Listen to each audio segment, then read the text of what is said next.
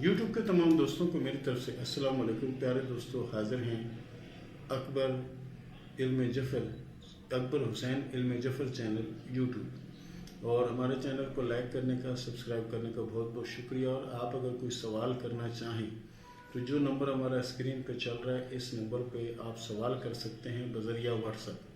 और जवाब जो है वो आपको यूट्यूब के ज़रिए मिलेगा। जवाब आपको बज़रिया यूट्यूब मिलेगा, लेकिन शर्त यह है कि सिर्फ एक सवाल का।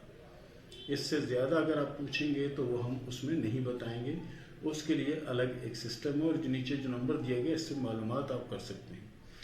हमारे यहाँ होता ही है कि कुछ लोग जिन्हें कोई कारोबार करते हैं या कोई भी कुछ करते हैं तो उसको उनको जल्दबाजी होती है कि फ़ौरन से हम पैसे लगाएं, फ़ौरन से करोड़ों रुपए आ जाए, ऐसा आ जाए, ये हो जाए, वो हो जाए, इस तरह की चीज़ें। लेकिन ऐसा नहीं होता, ऐसा नहीं होता।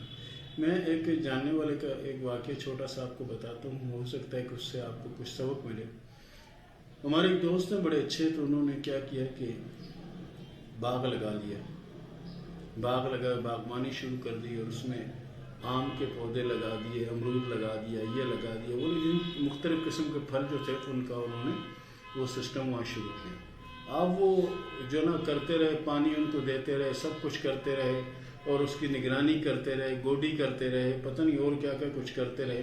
लेकिन उनको यही था कि करोड़ों रुपए आ जाए, अरबों रुपए आ जाए, ये आ जाए, वो आ जाए। तो ऐसा नहीं होता, ये जल्दबाजी में नहीं होता। हर काम सब्र तहम्मुल से करेंगे तो अल्लाह के फजल से बेहतर और अच्छा होगा।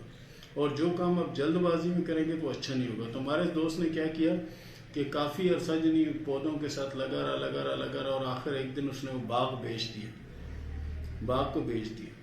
तो मुझे जब मुलाकात हुई तो मैंने कहा, भाई क्या हुआ, आपके आम के बाग का क्या हुआ, अमरूद के बाग का क्या हुआ? कहता है, अकबर भाई वो बहुत देर बाद यार वो फल आते हैं, तो मैंने उसको बेच दिया। अब जो ना मैं ट्रांसपोर्ट का काम करता हूँ। तो मैंने कहा, ट्रांसपोर्ट का करके वो कितने दिनों बाद छोड़ोगे?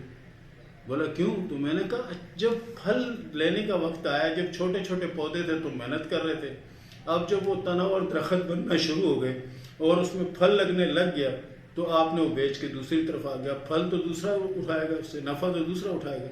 तो इसी तरह जो भी काम करना है सब्र से करें, जल्दबाजी से ना करें, और कोशिश करें दरूद इब्राहिमी और सूरह फातिहा इसको अपनी ज़िंदगी का मामूल बना लें। आप हैरान हो जाएंगे कि आप कैसे कामयाब होते हैं और किस तरह कामयाब होते हैं। लेकिन आपको ये अमल करना पड़ेगा, दरूद इब्राहिमी का और सूरह फातिहा का। तो प्यारे दोस्तों, ये था हमारा आज का प्रोग्राम, ये है हमारा आज का टॉपिक। मिलते हैं अगले प्रोग्राम में, तब तक के लिए अल्लाह हाफ़िज़।